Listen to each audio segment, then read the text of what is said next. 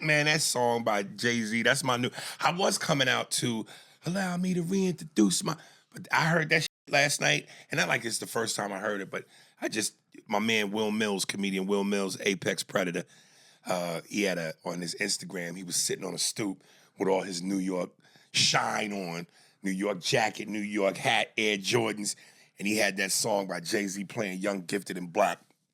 I'm like, yo, that's my new intro music when I come on stage, because when I have to, it open up with Farrakhan saying, the message of Allah, and then that beat kick in, and Jay-Z's first lyrics. I'm America's worst nightmare. I'm young, black, and I'm holding my nuts like cheer. That shit is dope. Spears and Steinberg. You know what the it is? Aries and Andy, chewing the jerk. You know it's time to get this work. The real raw, gutter, uncut cocaine. No political corrections. Always sleep. Being awoke. We discuss politics and jokes. Scribe, we lit. There's levels to this. Before you was sucking on your mama's tit. Aries Spears don't give a fuck. We talk about race a lot, racism, Sexism. Much love to my loyal bag holders. Rollers, clip loaders. We got them in the folders. The whole world on our shoulders. Spears and Steinberg. Yeah. Oh, hey, what's up, guys? We are in Washington, D.C., the nation's capital. Yeah. Yeah. Yeah.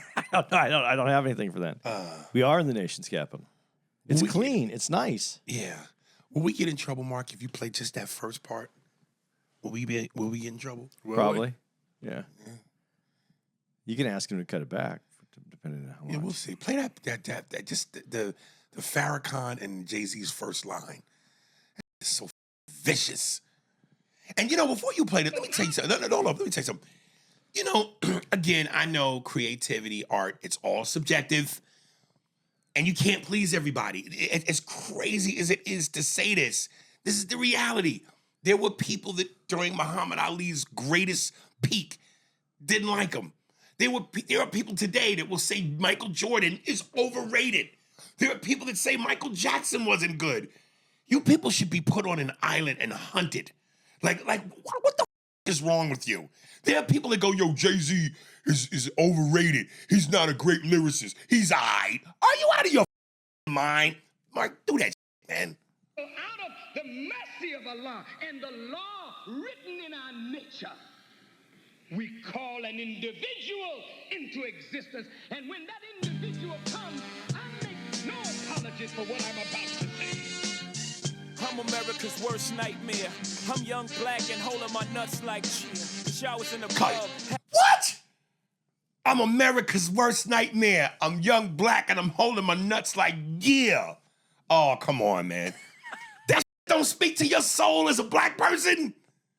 What? I think my inner black person heard it. The message of Allah. And when we speak an individual into existence, that right there gets you hyped. The minister. Then you follow it up with that beat and Hove's lyrics. I'm America's worst nightmare. I'm young, black, rich, and I'm holding my nuts like chill.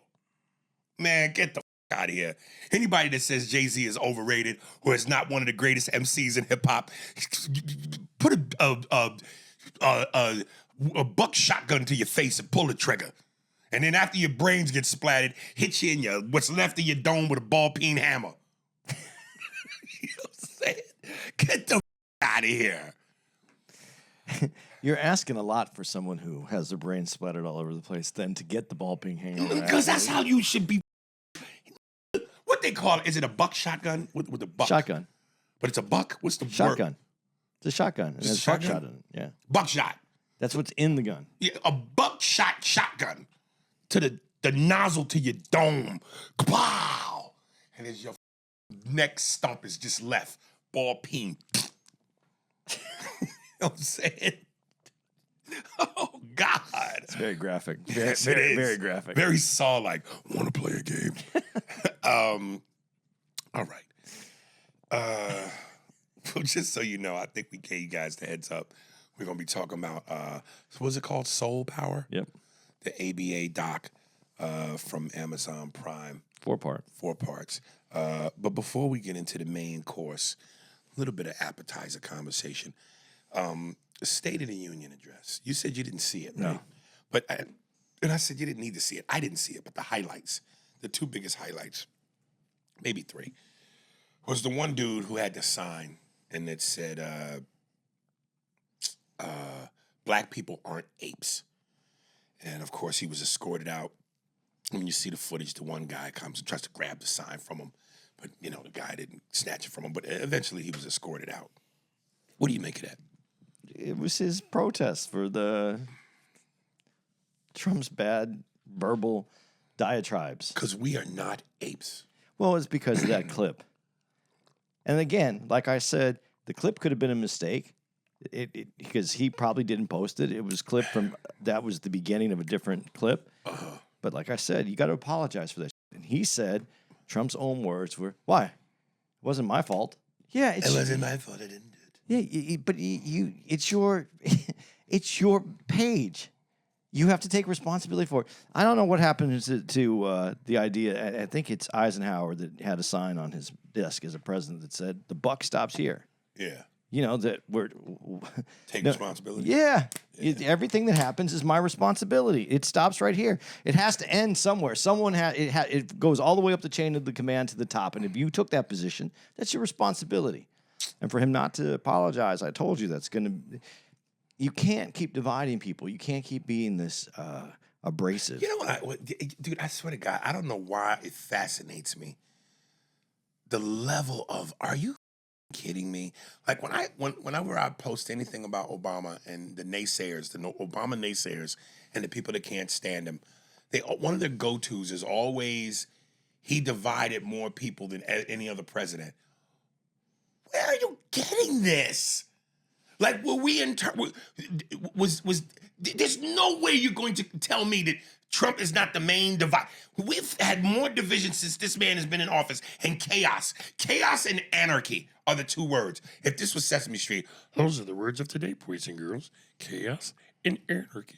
Well, if there was any division under Obama, it was the division that had always been there, which was racist white folks wasn't happy about a president. But other than that, it's like, come on, man. Things were harmonious when Obama was president. Because he was a great statesman. He spoke well. I mean, he really moved the people. Yeah. And so that's it. But he also had and because of the way he spoke, it was easy for the media and everyone to get behind him. This media, from before the moment this dude walked down the escalators, the media's been against him. So he does have a tougher road, but you got to take responsibility for that. When Obama was president, when could you turn on the TV and see on CNN or any of the news stations where they got different pictures, New York, Chicago, LA, maybe even certain parts of the world, mass protests because people were displeased with Obama's presidency. You saw that from day one with Trump. That's division. Well, you're seeing a division right there. But that's part of the problem because you just said from day one. He hadn't even done anything yet, and there were people in the streets screaming. Right. So the division didn't come from what he had done. It had come from the media perspective of what he was going to do. Trump has no responsibility whatsoever. Listen, I said on stage jokingly one time, and I mean this, Trump support, and this is why I'm going to pat myself on the back, as I do many times. When it comes to Trump, it's like Trump supporters are really, this is the best analogy, they're like battered wives. No matter how much you beat them, they love you. And they make excuses for you. He loves me. That's why I'm missing 2 teeth and got a black eye. Because it's love. Well, they're the worst. But that's the MAGA part. That's the people who support him, not the policy. People who don't like the policy have stepped away from him, or at least called him out for his missteps. You got to call him out for his missteps. You call every other president out for their missteps. Why would you call him out for his? Republicans call him out?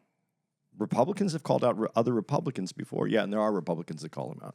Yeah, there are Republicans. Here he goes again. Very few. No, but they're more so now than before. A lot of them are stepping away. Well, they stepped away his first term. They stepped away from him quite a bit. They stepped away at the end. No, during the insurrection. No, that's the Lindsey Graham goes, this is a line too far. that was But even a gayer voice than me. gayer than yours. Gay. Because it got a southern twang to it. And of course, there was this moment where he, God, I wish I didn't have to paraphrase this, but because I know I'm going to f it up. But he basically was saying, in terms of illegal immigration, if you don't stand up for something with illegal immigration, then it's almost like you're not for the United States.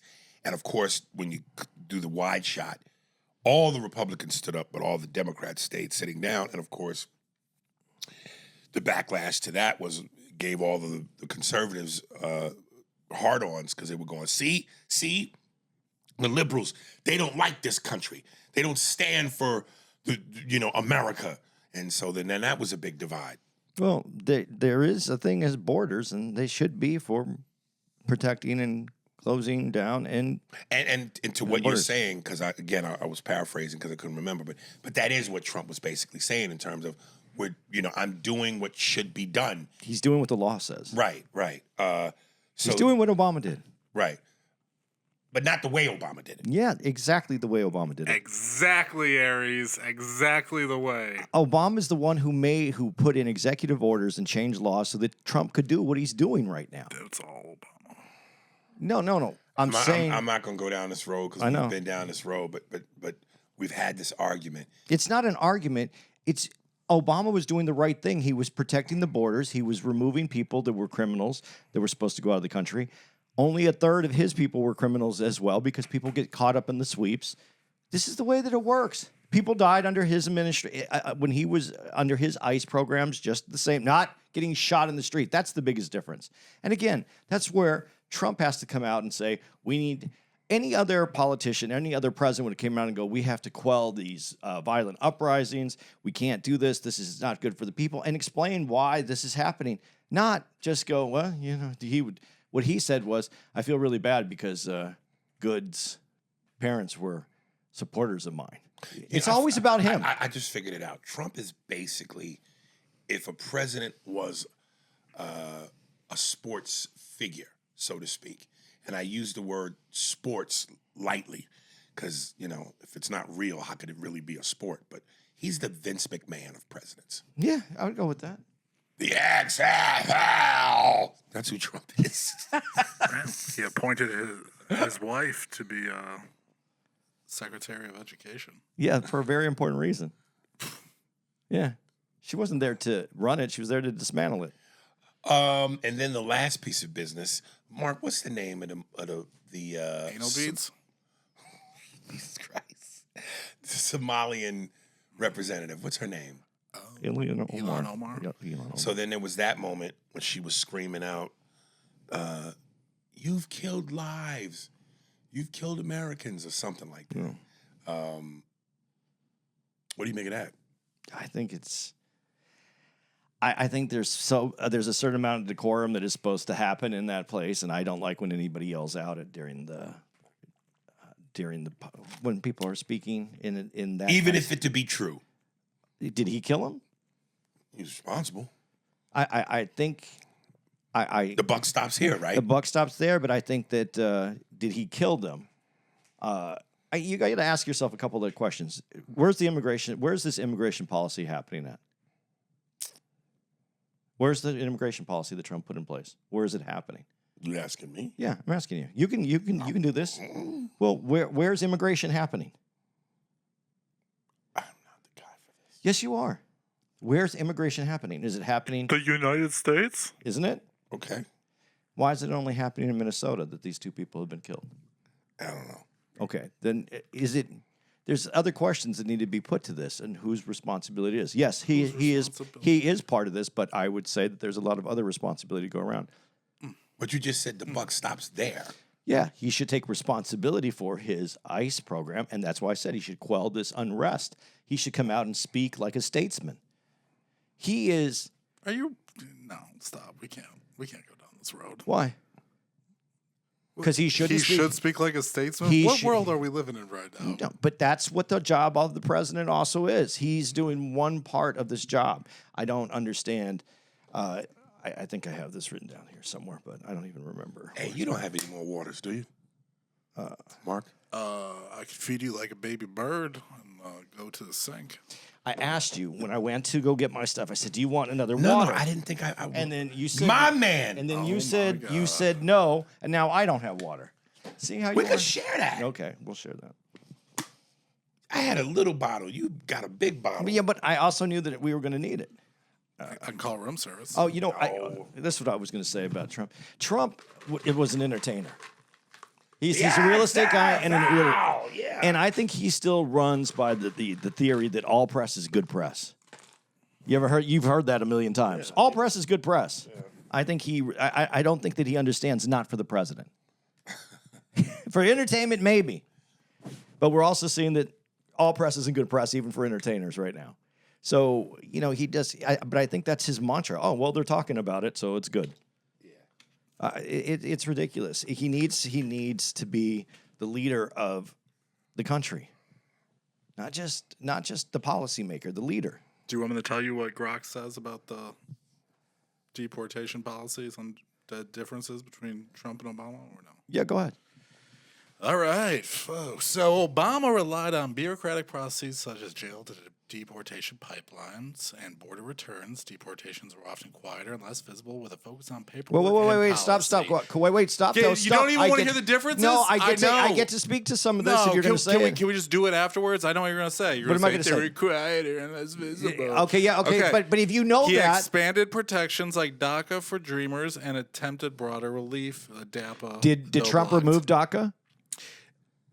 Has he I removed don't know. DACA? Dude, can I just read it Well, first? but you're reading. It's not. This isn't me just talking. This is me getting the Grok response.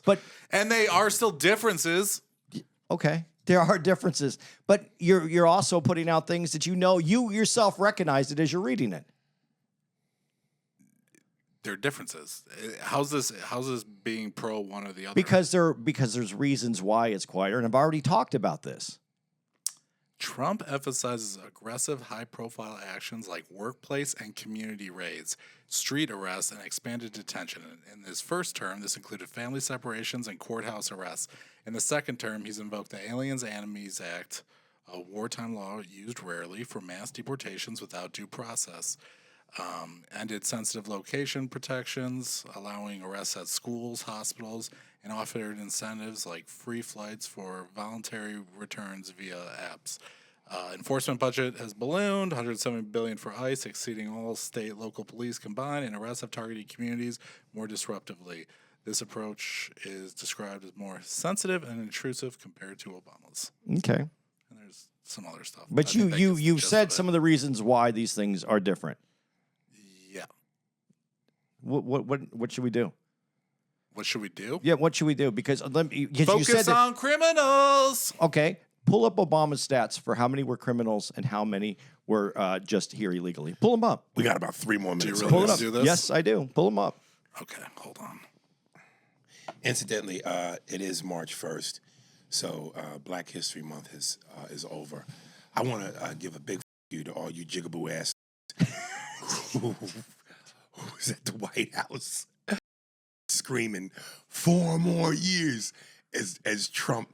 Look, listen. Where's he going to get 4 more years at? It's over. I know, but he's going to run for a 3rd term. No, he's not.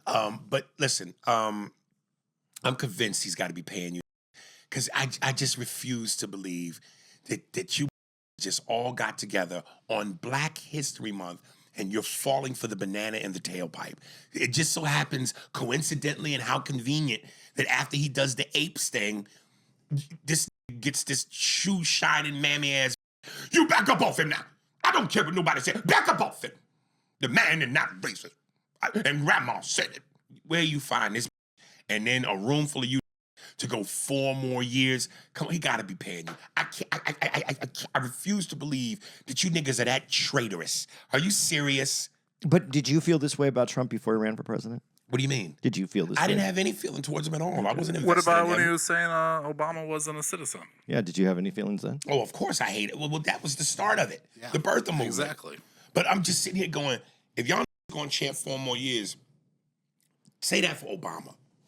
And again, like I say on stage, I hope Trump can do it. I know he can't.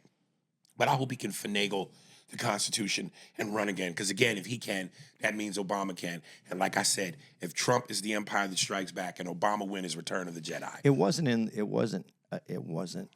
something that was in the original states of the Constitution. It was something that was added after Franklin Delano Roosevelt when he had 4 terms. Yeah, well, fuck. So early in Obama's presidency, Okay, the share was around 50 to 55% had criminal records, and then that rose to, by 2016, it was 90%. And so what Trump is doing now, in his first term, only 25 to 35% of deportees had criminal records. And what was Bada bing! no? And what was Suck my cock! and what was Obama's again? Say it again.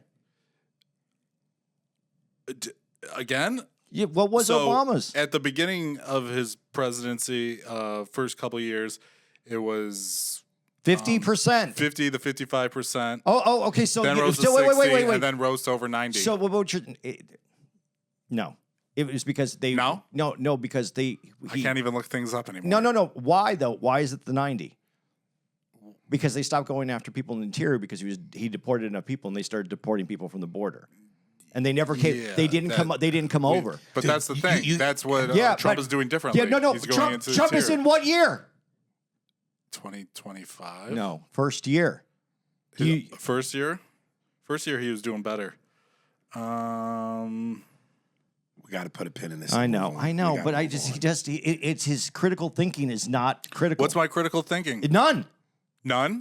Because I think I just served you a hot dish of you're talking out of your ass. You did because one is 20. One is you just made it sound like Obama was clean. Like it was like maybe 1 or 2%. Even compared is what 1 or 2% was. That's how you made it sound. Like he didn't deport anybody that had no criminal record. That's what you basically 50 said. to 55, and Right then rose now to 90. you said that. You didn't say that before when I said look it up. What Well, did it you was say? indicative of what I already knew. Is that he was my deporting God. more people with criminal records. And Now it's more people. Before it was only people. Now it's more people. You think I want to sit here?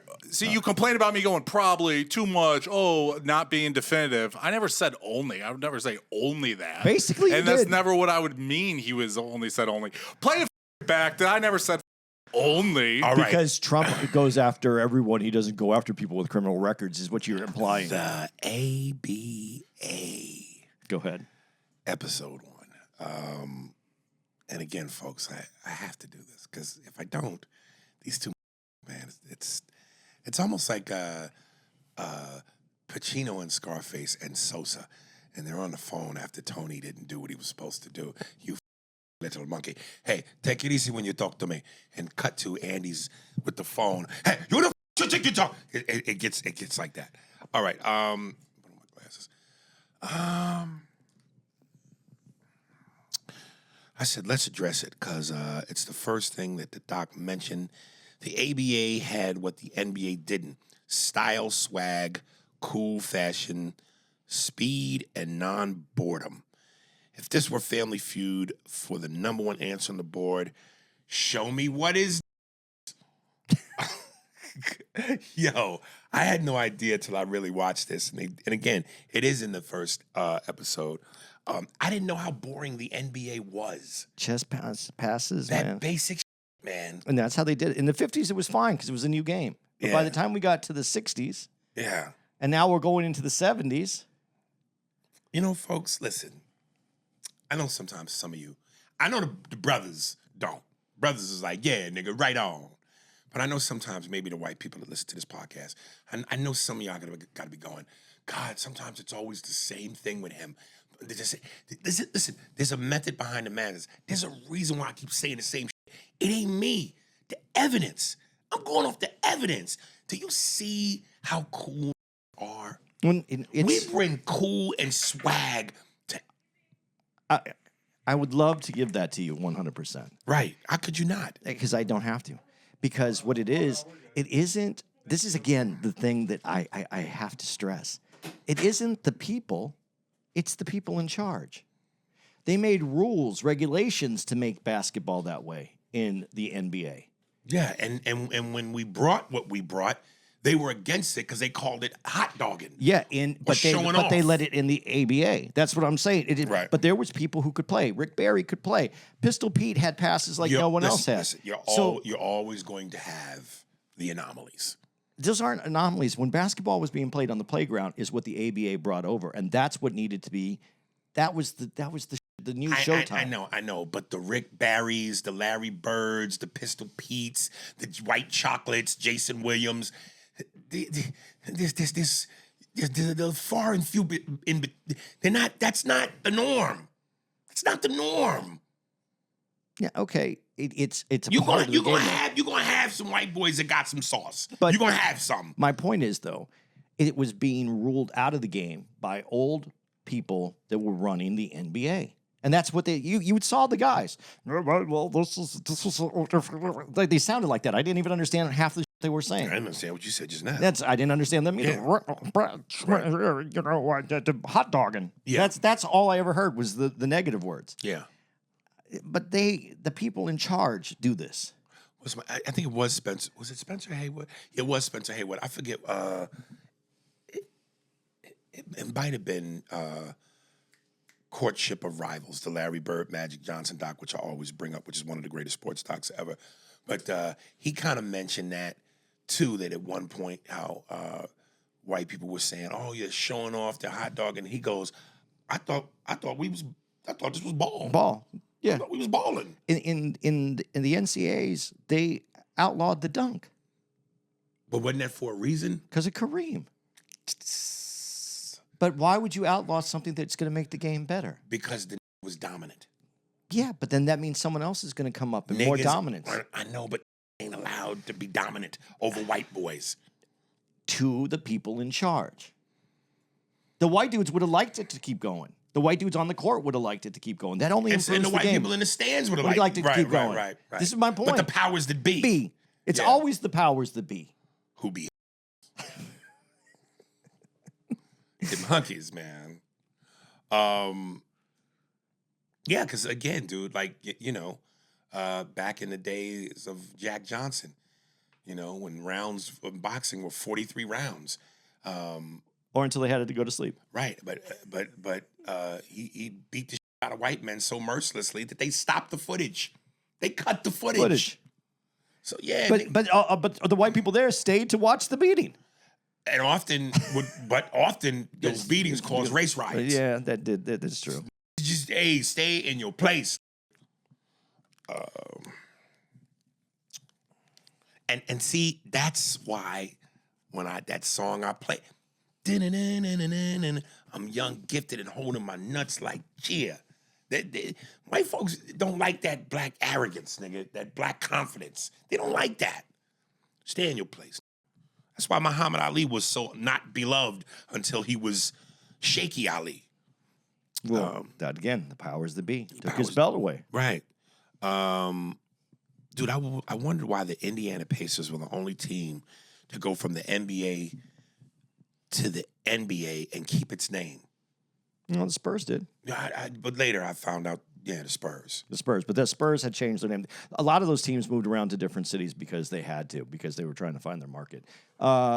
Wasn't Denver the Nuggets, or did they change their name? No, you're right. So it's Denver, San Antonio, and Indiana. Indiana. Yeah. What was and the Nets. The Nets kept their name too. But they were the New York Nets. Yeah. And then they went to New Jersey. Well, I think they went to New York first, and then they went to New Jersey. No, they weren't. Yeah, New York Nets. But they didn't keep that. They went from New York to New Jersey. Yeah, but that was after they merged. I think they stayed in New York for several years and then went to Jersey, and now they're back. Now they're in Brooklyn. Yeah. So, because those are the teams that they wanted anyway, except as we get into this, we find out a little bit more. Why does Brooklyn need a team? New York, why can't New York have two teams? LA has two. I know, but listen, whether it's the Yankees, Mets, Knicks, Nets, or Brooklyn Nets, or I just had it. Lakers, Clippers. One is the wifey and one is the side. The Clippers are never gonna Even if they win a championship, they're never gonna be Tell the that Lakers. Tell that to Billy Crystal. I'll have Jack Nicholson tell it to him. You know what I'm saying? Who's the biggest star? You know, Right. like the Yankees is a franchise. The Mets. Billy Crystal sits in the stands, though. Jack Nicholson sits on the floor. No, Billy sits on the floor too. Sometimes, but he's also in the stands. I've never seen him in the stands. I've seen him get up and start doing the clapping and getting the pounding the cymbals or whatever to Really? get the game shit. going. Um, Because I go to Clippers games back in the '80s because that's all I could afford.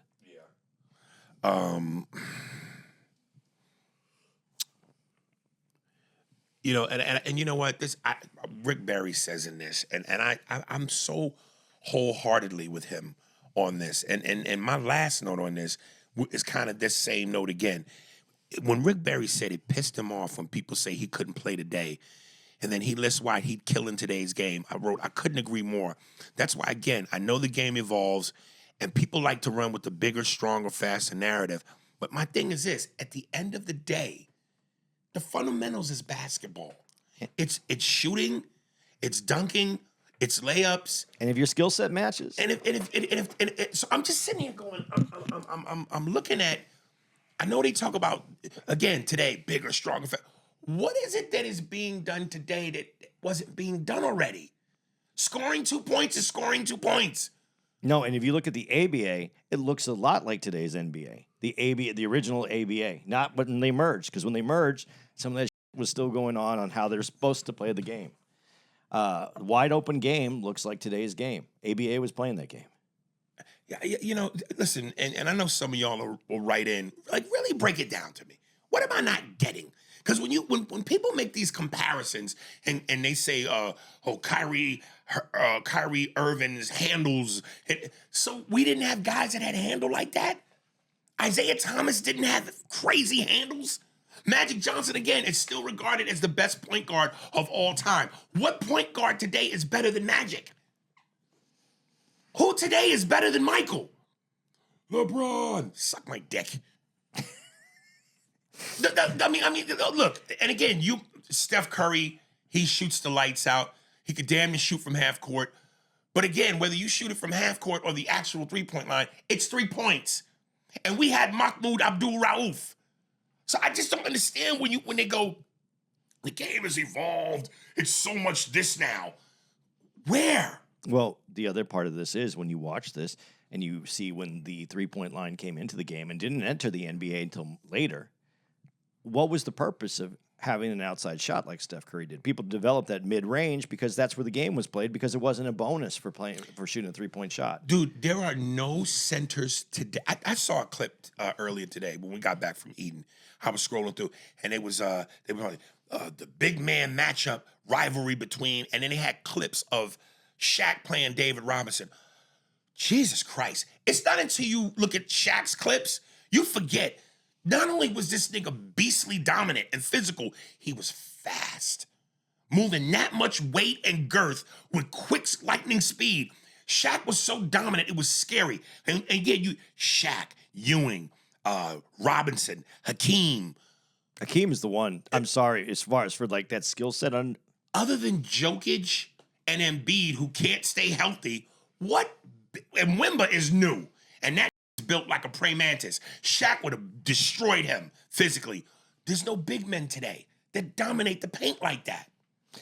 Shaq was also a guard when he was young, when he was in high school. I think high school you stayed still a guard. Yeah, that's why he has those. That's why he could dribble. Right.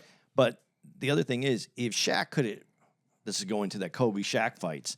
If Shaq could have maintained his weight, he would have been able to. He would have been healthier, longer, stronger. And, you know, that's what Rick Barry talks about, too, you know, having the right management of your weight, your health, your food, your workouts, because that's a lot of, as he got bigger, that was a lot of strain to put on that body the way that he did move. People act like we didn't have Stephon Marbury. Stephon Marbury was an animal. So that's where I'm going. When you say the game has evolved, it's so much better. In what way? We had Vince Carter. In what way? We had Dominique Wilkins. You're not going to convince him, so don't even try. Stupid. Here's real quick when we're talking about the powers that be. We had Sean Kemp. I'm sorry, go ahead. Who's a beast? Just An animal. But it's not okay. Sorry, now you're gonna make me go there. It's not even those guys. Again, who's the dude that I talk about all the time on the Knicks? The dude who's built like a linebacker. Oh God, he died too. Anthony Mason. Dude, those guys, the guys like that, guys that are unsung heroes. You didn't get by these guys. They could run. They had athleticism. They could shoot. But this guy would also, dude. I saw people run into him. Like when he's just Let me tell you blocking out, and people run into him and fall down, and he didn't even move. Anthony Mason, and when they had him, Xavier McDaniel, Patrick Ewing, Charles Oakley, the Knicks should have been called the New York slap the shit out of yous. Because them niggas was physical and would beat you up. They were just, and they weren't playing dirty though either. I'm not saying anything about the bad boys. But you know, they did play a little bit more aggressively. New York didn't play like that.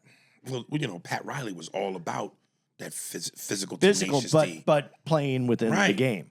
Going back to the powers to be, Dennis Murphy was one of the people who started the ABA to compete with the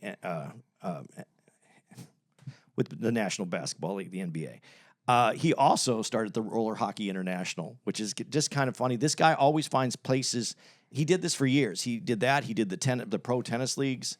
This guy has always done a lot of different things. And I met him, and this is how I met Jeannie Buss, is because she had an RHI team. So that's the connection back to basketball. That's the only reason I brought that up.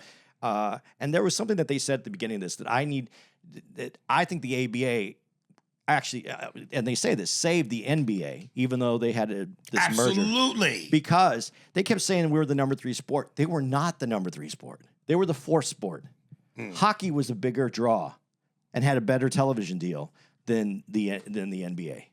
And they talked about in this doc how the NBA kept stealing the ABA's talent. They had to. Can you imagine? And I didn't even notice. Then Lou Alcindor, a la Kareem, he wanted to play in the ABA With the Nets. with the Nets, but they, you know, it up. they fucked it up. Could you imagine a young Lou Alcindor with Dr. J? No, that would have been ridiculous.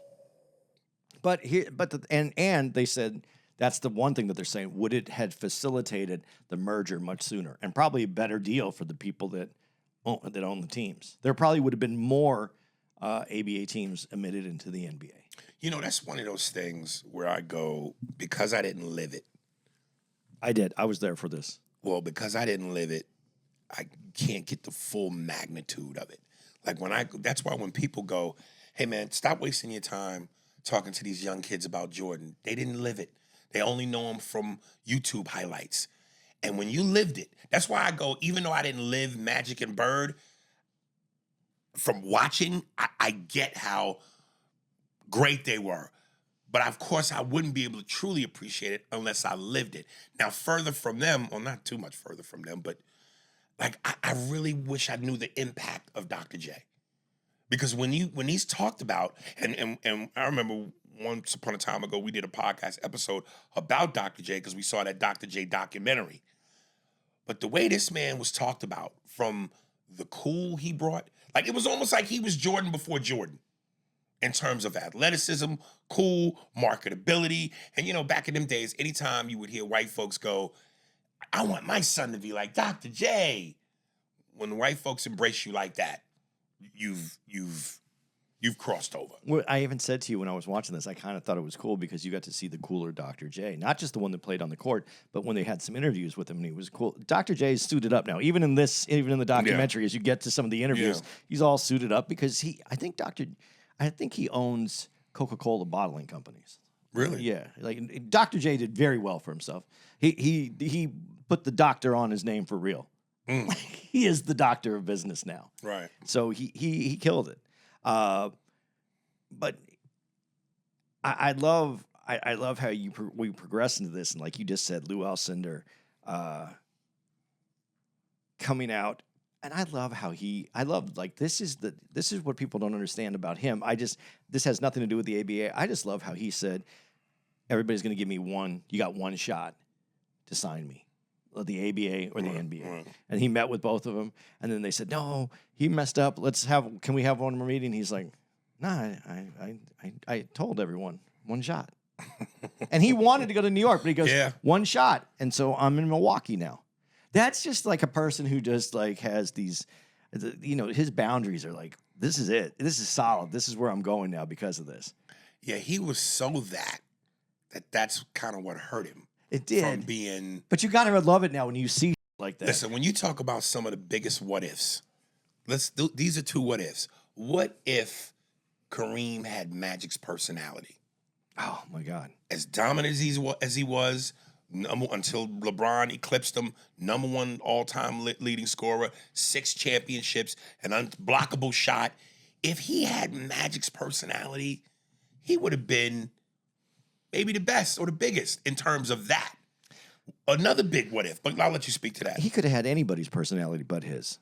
Right. His personality, he just was not friendly to the media. You don't have to be friendly to other people, but you have to have at least one media person that you're willing to present you to the world. And he had none. But I would even extend that past the media. I mean, listen, I didn't know the man personally. I don't know the man personally. I'm sure he had maybe an inner circle of friends to where he let his guard down. But even, Magic said in the Courtship of Rivals, he goes, it took me a minute to get him loose and fun. There was a point in time where he was just so that. Yeah. But then once we started winning and, Magic brought fun to the game, he said, Cap eventually loosened up. So I don't think it was just the media. I think he was like that with people. But I'm saying as a business person, if you want to be a business person, you have to be able to market yourself somehow, and you need some media people. If you close off the media and just shut them down, they'll just write shit about you. Yeah. And so that's kind of that also hurt him because he couldn't get any good. He didn't get any good endorsement deals. Right. Another big what if, dude. And you know me, this is almost blasphemous for me to say this, but going back to Shaq, if Shaq had Mike's and Kobe's work ethic and killer, drive, I think Shaq would have been bigger than Michael. In terms of because of his dominance, you couldn't stop him. You couldn't stop Mike either, but I'm just saying, like, I think he would have had 3 more rings. Yeah. I mean, he was, other than the free throws, what was his weakness? Right. Well, partying and. But other than that, I mean, what you're saying, if you would have had Mike's attitude. Right. Where Mike could turn it on and off, though. Like, he wanted to party. He wanted to go out. But when he got on that court, he was a dog. It was game on. Dude, I swear to God. Well, Lord, if you're listening, sports gods, please give Vernon Maxwell a goddamn podcast. I saw he was telling. Why don't you call him? Why don't we get him on the podcast? I don't know him like that, but I would love. I could try. He was telling stories. Let me tell you something, man. I don't go to motherfucking sleep for nobody but that Mike. Mike, the only nigga I went to sleep for. He go, I partied till 6, 7, 5 in the morning. And I see your ass in that motherfucking gym, nigga, next day like it's nothing. When I play Michael Jordan, nigga, I fuck going out. Niggas be like, we partied. I'm at the hotel, my motherfucking feet up. That Mike ain't gonna embarrass me, man. You got to get a full night's sleep and you that out. I'm telling you, I can listen to that those stories because that's actually what he says and how he talks. Yeah. He go, man, motherfucker, Michael Jordan, man, I go to game, I look out on the stands, all these got Mike jersey on, man. I'm Vernon Maxwell. They wearing my all the come out for this, man. And bitches love that Mike. God, let's listen to Vernon Maxwell all day. I just want to let you know, though, because you said that about the game, black, white in the game. The first dunk was a white dude, by the way.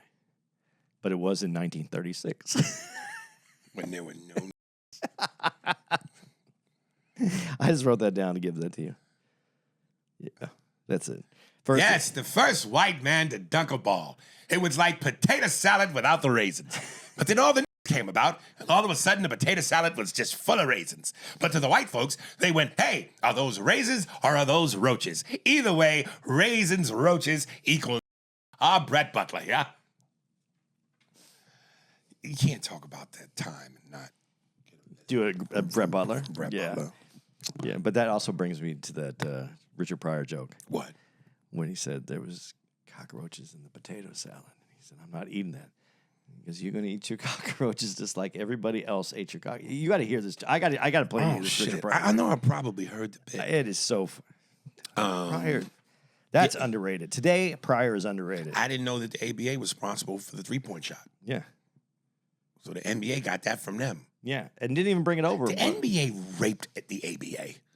They just raped the ABA. With no lube. Stole their players, stole the 3-point shot, stole the cool and swagger. You know what happened there? What? They stole that They shit. stole that shit. ABA, you know what happened to it, man? They stole that shit. They stole it from I almost didn't see that. Dude, when you watch this, what happened to Connie Hawkins was foul. Now, I have Connie Hawkins written up there right next. That was foul, dude. He had nothing to do with it other than his name came up because he knew the guys. What was the context? Just so There they was know. some fixing games or something like that, I think is what it was, gambling, fixing games. But he wasn't doing He it. wasn't doing it. It was a group of people, and he happened to have contact with some of the people, but never had anything to do with it. And they just, again, the powers that be just said, no, we don't want him. And they what basically at that time is they would just call the other teams and said, we don't want Connie Hawkins playing in the NBA. And so what they would do is they all had to agree so that they would all pass on him because no one wanted to give up a great player, so that they all had to agree to pass on him. They didn't say it in the doc that way, but that is what was going on. Yeah. And so they all agreed. Well, I'm glad it worked out with the Suns, though. But see, that's the thing, though, too, that fucks the ABA. So the ABA goes, okay, we see we're gonna bring Connie Hawkins. Fuck it, we're bringing Connie Hawkins in. So he gets in, he plays, it gives him a platform, and they see how good he is. And then a team's like, fuck this, we're gonna go get him. He's playing the ABA. Let's go bring him over to our team. So they bring him over. So ABA brings up a player and then loses the great player. And thank goodness, because it went to Phoenix. Well, let me go backtrack for a second. So one of the things about this, I mean, obviously we all know that the ABA eventually folded because they just, they weren't making the money. They were losing the players. And, they say in this that, Dr. J was basically keeping them afloat. Had Kareem played in the NBA, do you think that would have made a big difference in terms of its staying power? I don't think the staying power would have been there. I think the NBA would emerge sooner with the ABA and given the ABA a stronger footing to merge with. I think more teams would have went into the NBA. I don't think that they would have had to pay $3.2 million to be part of the NBA. It's amazing that they merged and that they had to pay to be in the NBA. Yeah. And I get it though, because there's teams that are already there and you're going to share it. But then they had the revenue deal, the TV revenue, and it was like 4 years it took for them to get the money for the revenue. Yeah. And the team that didn't go in was was it the Spirit? No, Spirit didn't go in. The Kentucky Colonels opted out. They took $3 million instead of having to pay. They got paid $3 million just to leave. Yeah. Because it wasn't that they folded. There was an agreement, and then there was the way that the paperwork looks. It looks like the ABA was done. It basically was bankrupt, but they were just. It was more complicated than that. The contracts. I forget where we were, but on a flight back, my connection to LA, I rode with Spencer Haywood, and I wish I would have known. And I when I saw him at the airport, he knew who I was and showed me love, and I recognized him because again from the Magic doc, and I went, oh shit, that's. But I didn't know his story until I saw this doc. Had I known then what I know now, dude, I would have gave that man his flowers, something serious, because in this doc, what he went through, and let me jump ahead for a second. Because number one of the most nicest men on the planet. Yeah. So there's this story where, I forget what team he was kind of with, but he basically wanted more money, and he had a Jewish lawyer. And prior to... They're all Jewish. Yeah. What is this, Velvet? Prior to this what occurred, they kept telling him, man, you like family. That's why I hate when people say that. That to me, like, I always say it with the food thing on diners, drive-ins, and dines. It's one of the most cliche things. Oh, they treat you like family. And I'll go, well, a family don't hit you with a bill at the end of the meal. So don't miss me with the family. It's business. But he kept saying, Spencer, your family, your family, your family. So finally, when Spencer basically tells him, hey, man, this is how much money I want, the owner of the team says, let me make sure I say this right. He said, take your nigger ass out of here and take that Jew with you. What happened to family?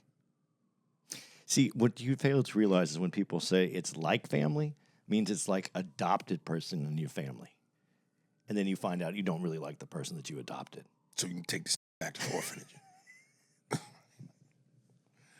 It just and here we go. This is why I always go when white folks get into arguments with me, or I get into arguments with them on social media, and they love, this is one of they love go to. You guys love playing victim. Black people, victim, victim, victim, victim, victim.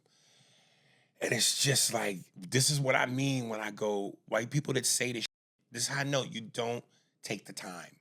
Because if you took the time and you watch things like this, and you know just how hard to have it, like we are the most disrespected race on the planet. And you know the history of this.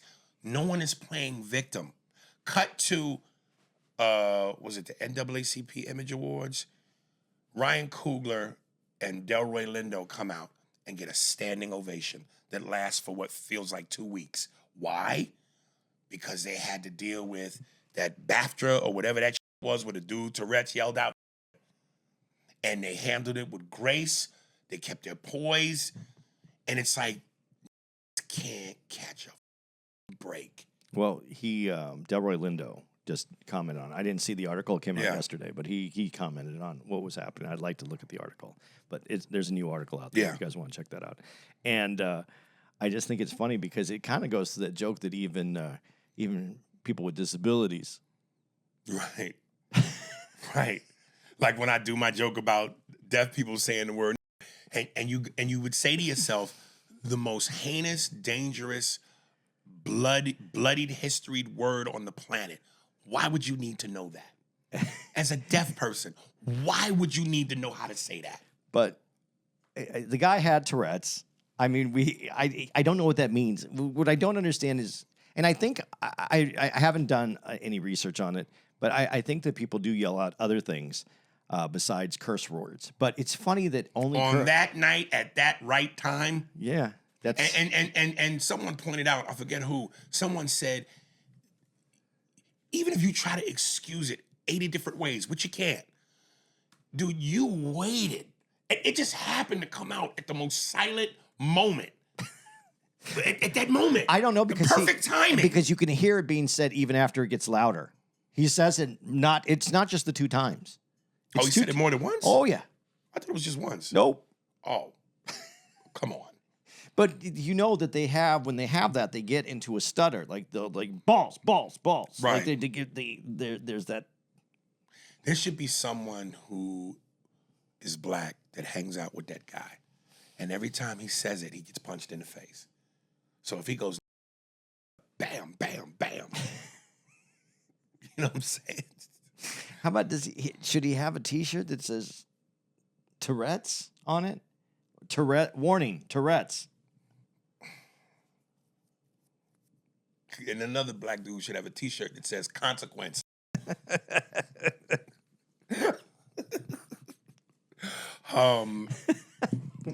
And consequences. You know what I'm saying?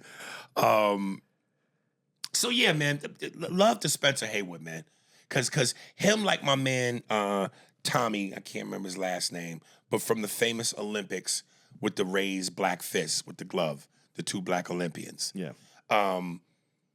Yeah, man, to come around at a time where you had to go through that. Well, and like they said in this, Spencer Haywood just came in with his lawyer just to negotiate the contract, and they said basically what they were saying is there's no negotiation. You took what they told you were going to get. Yeah. And that's again powers that be. Yeah, because that was the days of we couldn't trade. You couldn't trade. You couldn't get traded. You couldn't get traded, and just be happy. Like be happy. You playing. You gonna take what we give you. Be happy. But at the same time, I see. This is what I don't. There is some like they couldn't play. Dr. J got paid. Certain people got paid. They had to sell certain things. They had to make it look a certain way, I guess. And then if you weren't that echelon of a player, That's what it is. It's special echelon. You had to really be that top dude. so that you could get past all that. Right. And then it's not that you got past it. You just had they had to let you go. You got to make white people feel comfortable. Doing And that's they say that in this. You know, the powers that be, though. Oh, this is No, I'm going to say it again. You know why? Because as we go through this, No, I'm not hunting you. Yeah. I'm just, but because we get to a part in here where they talk about we were all on we were family, we were the team. I know you said that family, but what they're in, I forgot who's talking about it. It's George Gervin is talking about we were all together. We were really seriously like one unit. I have to applaud white people. I really do. I'm blown away. The hypocrisy and the level of, are you serious? It's almost like Star Wars, the what they call the Jedi mind trick. These aren't the drones you're looking for. These aren't the drones we're looking for. This idea, you have to make white people feel comfortable. You, the very same people responsible for violence and anarchy and racism and brutality, we gotta make y'all feel, where the do you get your cojones? That's like when Farrakhan told the one lady on Donahue, when she goes, what I think we hear is violence. And he comes back with that beautiful reply. He goes, isn't it funny how you fear violence from us when we black people have been the victims of violence by you for so long? You didn't carry victims long enough on that one. The victims, There you go. Thank you.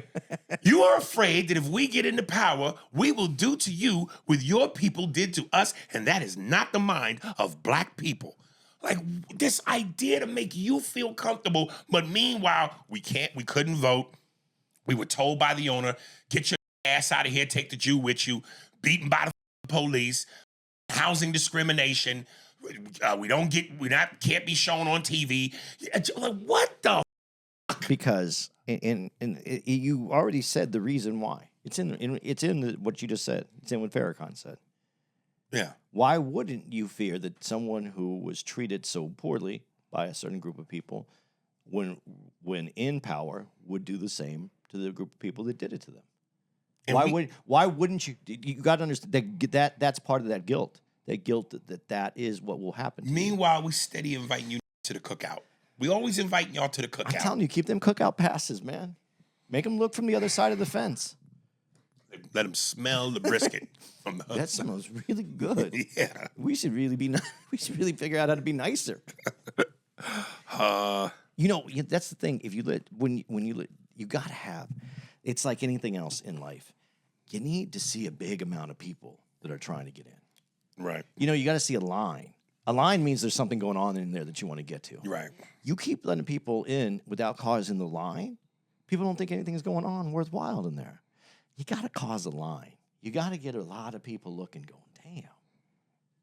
damn. That's what I'm saying. You can't give out them passes. Make the pass the ticket. But and I think Godfrey alluded to this. I think we talked about this when we had him on the podcast. Once upon a time ago, there used to be some sort of a law or a thing where black people weren't even allowed to hang out in packs. They would break it up. They weren't allowed to congregate. We in the doc that we did with the record company, the one that's in Memphis, Stax. Yeah. They talked about, like, after a certain time, black people weren't even allowed on the street, and if there was a group of people in front of Stax Records, the police would come by and tell them to get out of there. You niggas break that up. Yeah, we work here. Well, then go inside. Right. Jesus Christ. Oh my! We were treated somewhere between like animals and criminals and kids. The reason I bring it up from the doc, though, too, is because for people who listen to it that just think that Aries is just saying that, no, we brought it up many times. I'm not making this up. That's why, again, it kills me when white people go, "You guys are playing victim." Like, we make this. This is there. It's been there. It continues to be there. Not in the same amount, not in abundance as it used to be, but it's still there. But this is where I think some white people will have this reaction that you're talking about is because there are times, I think, when it's assumed that it's there, and you might go into a room that all has the best intentions and no one gives a shit if you're in the room, but because you're black, you feel that, and so you project that. And that's not always the case. But what is a black person to do when they know that 90 times in their life experience, 9 out of 10 times they went into the room, that was a problem? So how are they supposed to react when they go there? There's not going to be a little offishness. There's not going to be an idea that could be a possibility. So I understand, but at the same time, I saw this one thing, and I know that I'd love to hear what people have to say about this. I was watching this thing, it was on TV, and it was a black woman who was talking about she was going to be she wanted to be a sommelier. Oh, what? Sommelier, wine expert. Oh. And she said, but that's not a black space. That's normally been, run by white people. And so I was going to going to the class, and I just felt so uncomfortable, and because I just felt intimidated. It made me feel like they didn't think I should be there. Here's the thing. I've been to those sommelier classes. Those wine people are snobs. I don't feel comfortable being in there. Like sometimes it's not a black and white thing. It's just a snobbery thing. And that sometimes is part of it. I know you're going to go back, and that's when someone will say, everybody in there. I'm not dismissing the snob aspect, but the racial component, I'm sure, is probably a lot more. You know what? In some aspects, maybe, but in another, they're welcome. They want more diversity in those rooms. Well, you know how we do. If she get in, niggas gonna take it over. She gonna be wine tasting? Yeah. She gonna be the tastiest, blackest wine taster of all wine tasters, nigga. All of a sudden, white people are just going, this is a very juicy wine here. You know what I'm saying? Dude, I saw a clip where I'm surprised there's not more black sommeliers. Okay, why? Oh, I just thought black people like grape drink. I like this dude, man. I like this guy. I feel like Thor in Avengers. I like this one. What's funny about that's another thing that Jews and blacks have in common. What? Our Manischewitz is basically grape soda without the fizz. That's one similarity. That's just one. And dude, let me go back a second. So when they talk about, players today, you can't convince me that players today were stronger than back then. Them niggas played in Converse. Oh yeah, I was just gonna say no ankle protection at all. No foot protection on the bed of their foot. Come on, dude. man. And I was gonna say this because when I was watching that, Rick Barry was talking about it. He didn't even bring that up. The technology that's in a shoe, right, that allows you to jump and land. Some of these guys, you're right. When you call them plumbers and electricians, maybe by the middle of their career they weren't jumping as high because they couldn't land because their feet were f***ed up. Listen, dude, this ass moist generation today. Stop it. Stop it. They have all the only thing you guys got better now is technology. Luxury. But as far as rough, rugged, primal, going through, get the out of here. 82 games on a bus. You know what I mean? On a bus where you ain't staring at the TV, you stared at the back of your teammate's head and neck. In Converse, dude. And I've never worn a pair of Converse, one, because them shoes look so unattractive. I've worn them. They're very uncomfortable. Yeah. My feet are f***ed up from wearing all those kind of shoes. Other than the rubber sole on the bottom, it's cloth, right? There's an eighth of an inch of padding, I think, in there. Oh, goodness. And it's just that little spongy padding. And that's an improvement over what it was probably when they played. It was probably more like cardboardish. Oof. I don't know. I don't know why people think that they have all the technology. Luxury is the best word. Yeah, it's a luxurious. Because when you have a luxury, you're relaxed. Yeah. But they work out harder. They do work out harder than they did back then. But they wait, so they worked out harder back then? No. Now they work out harder. They didn't have that back then. They work out so much harder now. They can't do back to backs. They get way more rest. Here, man, you moist ass man. There's a lot to compare back and forth. This one dude in the doc goes, "There'll never be another Dr. J. There may be another MJ, but never another Dr. J." And I went, well, one, MJ was better than Dr. J. But what did I write? was the MJ was MJ was Dr. J, but better. Closest to MJ was Kobe, but wasn't quite MJ.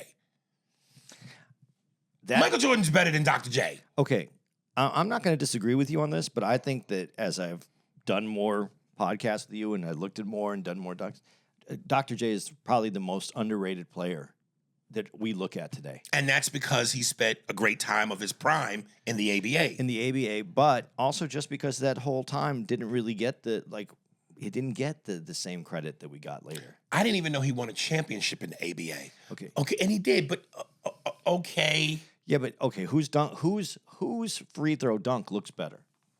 Dr. J's or Michael Jordan's? Oh, Jordan. No way. Jordan. Dude, that still picture of Mike in I the know air. I know his position looked good, but Dr. J left earlier. He's actually touching the foul line when he jumps. Both Mike's legs is kicked back. Dr. J just drops it in. It doesn't even look like he tried that hard. Of all of Dr. J's most impressive dunks, it ain't even one in his prime. It's that cradle he did. One side of the board to the other side. Over on Michael Cooper. That looked far better than that. He's 1,000 years old there. Yeah. But that's more impressive to me than the free throw. Well, I know, but I'm just saying you don't have that firsthand experience of looking at Dr. J, and they don't have all the video that you can see. I'm not saying that he was better, because I think that the thing that gets missed when we talk about Michael Jordan is we can go and find you can put Kobe skill levels, and even his mental with Kobe, some 99%, but that's the two things that make Kobe and Michael Jordan is the mental. I don't think anybody else had those same kind of that I'm winning at all costs mentality. No, I think Magic and Bird had it. Not the same. Magic. Nah, I wouldn't say that.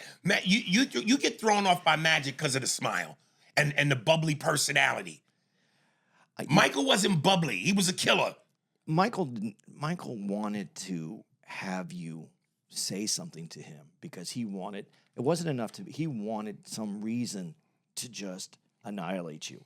There was a different gear that he had that I don't think anybody else has. I'll give you the gear. I'll give you the gear, but I think the desire to win, is equally the same. No, but that gear that makes you go, I don't want to just win. I want to beat you at all costs. I don't care what it takes. Playing him with the temperature, which some people go, he didn't even have a temperature. Playing sick, the way that he played, the way that when is it Mutombo that tells him he's never dunked on him? And so what does he do that in the game? He dunks on him. You know, there's just I know what you're saying. You know what I mean? There's I know this what you're thing saying. in you that's just it's like I'm not here just to win. I'm here to prove that I'm the best. I'm here to dominate you. I'm here to humiliate you. I'll give you that. I don't think anybody. But there's no way that you could tell me that Magic Johnson wanted to humiliate you. Jordan wanted to humiliate you. You're right. And he was looking for a reason for you to humiliate you. He wanted that reason. That's why he talked so much. He was hoping that someone would say something back. Let me ask you this, and this is where people who try to discredit Jordan, they say, well, when he won that first championship, Worthy didn't play. He was hurt. And Byron Scott was hurt for most of that series. If the Lakers have Worthy and Scott, does Jordan still get that first championship? It's going to be a tougher championship. But I think and keep in mind, the Lakers won the first game. Yeah, I think he still gets it. But this is, I think it's a tougher series. I think it was his time. I think he was going to figure out a way to win. Yeah. But it would have been a different series. Yeah. And Byron Scott is that's another person who gets missed in all this too. That he was so. That's my dog. But he wasn't the go-to name brand in the media. No. But he was so important to spread the floor. Yeah. One of the things talking about Dr. J, and it's cool, and they bring this up, and they say Walt Frazier is responsible for this too. But just again, there was a certain kind of cool, especially from a fashion sense. Walt Frazier always came dressed to the nines. They showed Dr. J, and of course he was dressed to the nines and just cool. The word cool is synonymous with Dr. J. And then, dude, these NBA players today dress like homosexuals, nigga. Dude, but they're still talking about how they're dressed in high-end gear. They look like clowns and homosexuals. Some of the shit that Kuzma, like he had this pink sweater that the sleeves came way past his hands. It did some of the shit that Russell Westbrook wears. What are y'all doing? That pink sweater looked like a female Snuffleupagus. Yes. Oh. Yeah, it's just different though. You have to be more shocking. You got to go further to get attention. You saw LeBron with the shorts and the sport coat, and then the handbag. And he walked out so sassy. There was so much spice when he grabbed that bag and left. That nigga was zesty, nigga. That had to be the zestiest exit ever. The way he went, put his glasses on, tilted his head up, grabbed his bag, and just... I threw that out there for you. I didn't know you were going to go that hard, but yeah. He went, that's how he went. Yeah. I'm sorry. Again, y'all know I'm going to say, old man, I'm on my porch, get off my porch. Yeah. But it is a little bit of that though, no, too. but no, it's not that. It is. No, convince me that I'm wrong. 90s, them niggas wore suits, nice Jordan tailored suits, Armani suits. Did you ever see the Will Ferrell movie about the ABA? No. What's it? Do you know the name of that? I know the movie you're talking about. Do you know it, Mark? What? Okay. Nigga, what are you doing? And Tropic Thunder. Tropic Thunder, yes. Dude, have you seen it though? You never saw I it? never really saw it. I saw clips. Oh, it's amazing. Now that you've seen this, you Yeah. should watch it because it's funny about a lot of the ideas that you're presenting are in this because of how the whole thing went down. Yeah. But it's done- Semi-pro. Semi-pro. That's the name of the team was the Tropic Thunder. That is it's Tropics. Yeah, it's worth watching now that you've seen this. I think Yeah. it would be funny to you now. I think if you would have saw it before you did You this, know, I you told wouldn't. you I'm not the biggest Will Ferrell guy. It doesn't make a difference. That's one of my favorites of his. It's not even him that's important in this. He's like it's the silliness of him, but the rest of the movie is Like really I'm gonna good. tell you, not to get off track, but one of the movies that people talk about as Will Ferrell's greatest movies, funniest Anchorman. movie, not Anchorman, Elf, did nothing for me. Yeah, it's such a good movie. It man. did nothing for me. Did you? Because you don't sit down with your kids and watch the movie. Well, it didn't make a difference. Yeah, if your kid enjoyed it, it would kind of. So, because my kid is enjoying it, I'm gonna enjoy it. Yeah, you'll get some of the jokes differently than he does, and it's funny. My dad enjoyed Death Wish. I didn't. Do you like it now? You know what we want, Mama. It would sound better if he did it that way than he did. Yeah. What do you want? You know what we want, Mama. That's another one we could do. We could recut that with you doing his voice today. You know, it was so funny when you said that thing about the accused. It didn't make me want to put more popcorn in my mouth. It's just almost like if you could cut to a shot of we're watching the Death Wish rape scene, but my dad is, and then you cut to me and I'm just, my last note.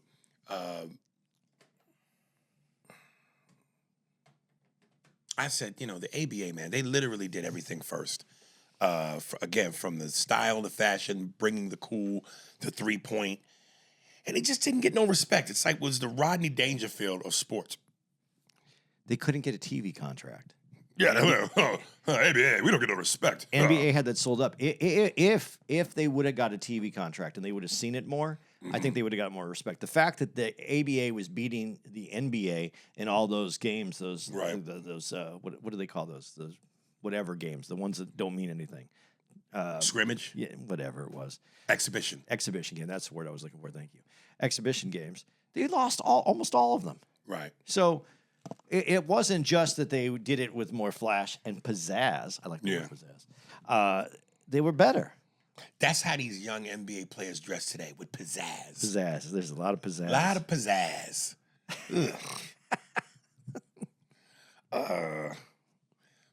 Yeah, folks, check it out. It's called Soul Power. It's 4 parts. 4 parts, an hour an episode on Amazon Prime. It's a great watch. It goes by quickly. Yeah, and if you're a basketball fan, you'll love it. And to you cocksuckers on YouTube that'll sit here and go, man, he talking basketball. Blah, blah, blah.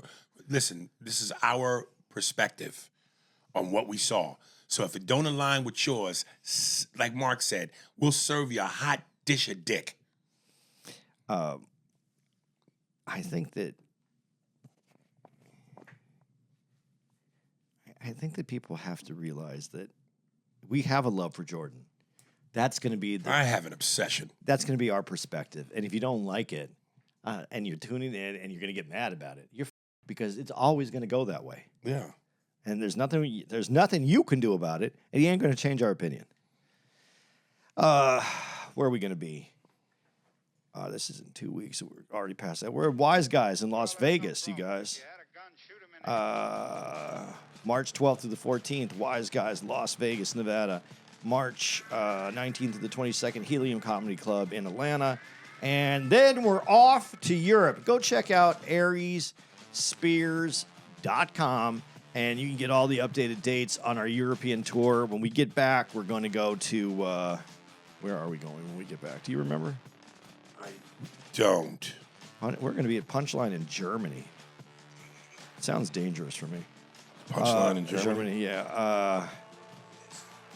The Nova isn't. How do you say that? Nova. Oh yeah, the Nova Theater in Los Angeles. We'll be at the Nova Theater April 10th. That's our first day back. You can check out all the dates on ariesspears.com. You can also get the number for our podcast that we do on Thursdays. If you didn't know that we had one, Mark, give out that number. you can call in and leave questions for us. It's a great number. It has the normal amount of digits. It can be reached on the phone, and it is 617-942-0401. That is 617-942-0401. Cocksuckers. That's nice. And you see, I got this shirt on. I know life ain't fair, but why does it go out of its way to be cruel? You can get that and Built 80's Tough, and it's not my job to bring home the bacon and fry it. And take life with a grain of salt, but then add tequila at ariesspears.com. Okay, and I'm going to say this on the next podcast, but FeedSpot gave us a top 15 anti-woke podcast award. We're number 4 on the anti-woke podcast awards. Isn't that special? That's our first time anybody's ever noticed us, that we just talk more shit than the other 11 people before. You know why we're on that? What? Because I say things like you jigaboo ass. I wish that could be the name of the podcast.